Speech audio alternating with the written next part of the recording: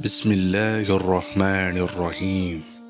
எனவே இதன் பின்னரும் எவரேனும் புறக்கணித்து விடுவார்களானால் நிச்சயமாக அவர்கள் தீயவர்கள்தாம். அல் குர்ஆன் 3:82. அல்லாஹ்வின் மார்க்கத்தை விட்டு வேறு மார்க்கத்தையா அவர்கள் தேடுகிறார்கள்? வானங்களிலும் பூமியிலும் உள்ள அனைத்து படைப்புகளும் விரும்பியோ அல்லது வெறுத்தோ அவனுக்கே சரணடைகின்றன. மேலும் அவையெல்லாம் அவனிடமே மீண்டும் கொண்டு வரப்படும். அல் குர்ஆன் 3:83.